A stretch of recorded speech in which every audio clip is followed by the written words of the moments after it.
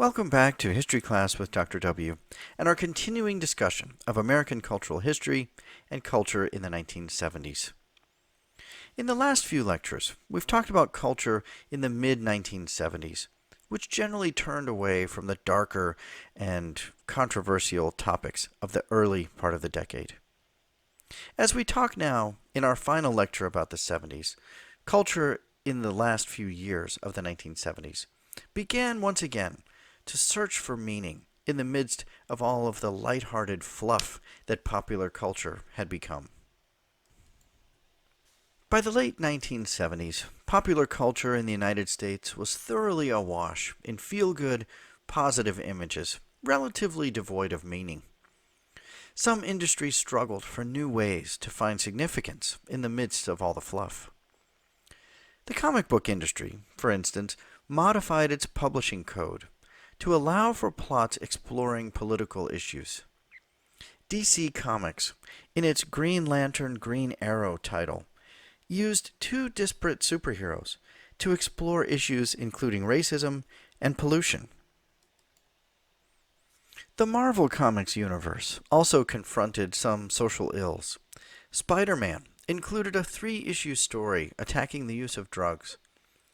Captain America, in one issue, expressed sympathy with anti-war protesters, saying, quote, "In a world rife with injustice, greed, and endless war, who's to say the rebels are wrong?" Unquote. Marvel Comics also created a line of superheroes who were not white men, including the Falcon, Luke Cage, Master of Kung Fu, and the Cat. In 1978, Marvel introduced Spider-Woman, and later She-Hulk. But these socially relevant issues didn't draw large audiences, and the superheroes more often than not returned to battling supervillains rather than social ills in the streets. Also seeking greater meaning in the feel-good years of the mid to late 70s were various fractures of the rock and roll movement.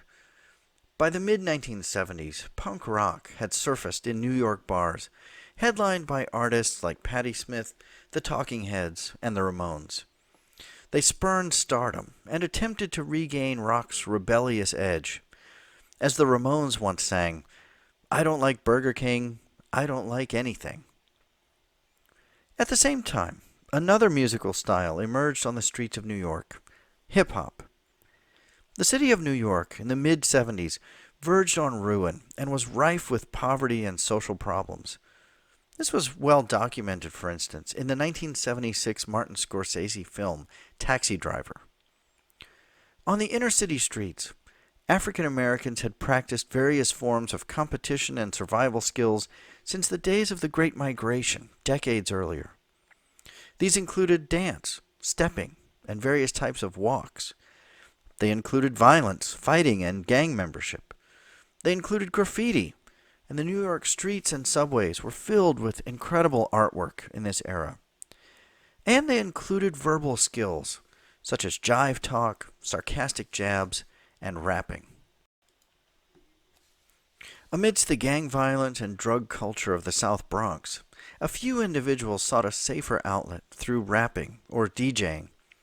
At block parties and in city parks or even on street corners, itinerant DJs flaunted their skills, carrying boxes of records and turntables with them.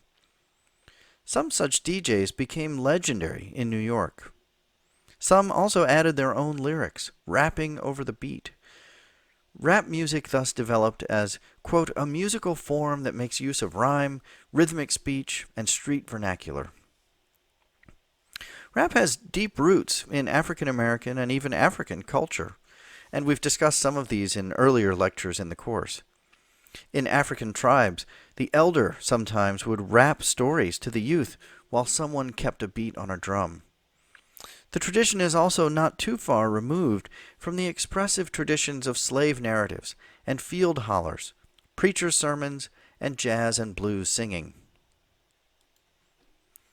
The development of rap fit in an era when Muhammad Ali made his reputation with verbal and physical sparring, when Dr. J revolutionized basketball with his improvisational dunks, when Red Fox and Richard Pryor made an impact with eye-opening comedy, and in an era when a genre of film known as blaxploitation created black superheroes that overcame a racist society.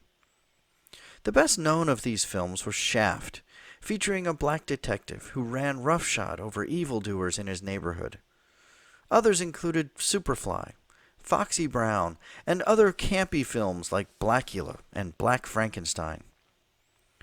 In this environment, rap became an acceptable and even popular phenomenon. It originated as a local, even neighborhood practice. The first rappers didn't do it to make money or even as a career, but as an avenue for self-expression, pride, and accomplishment. But in the late 1970s, rap began to reach a broader audience. In 1979, the Sugar Hill Gang released the first rap hit single, Rapper's Delight. The gang wasn't even a formal rap group, but consisted of a former blues singer and some friends and family, putting lyrics to the popular song, Good Times. The record reached number 4 on the R&B chart, and even hit the top 40 on the pop charts. The groundbreaking success of Sugar Hill Gang opened the door to more serious and legitimate rap groups like Grandmaster Flash and the Furious Five, who unleashed a string of hit singles.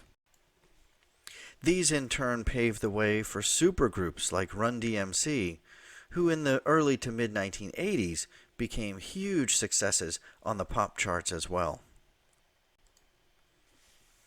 Still, much of the popular culture in the late 1970s didn't serve such a significant social purpose.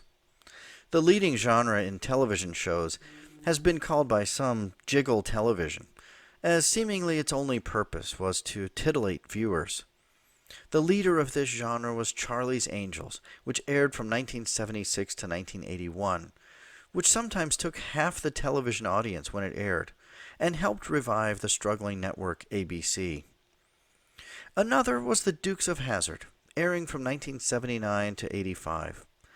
An utterly pointless and silly show, but one intermingled with car chases and crashes and images of the sexy cousin.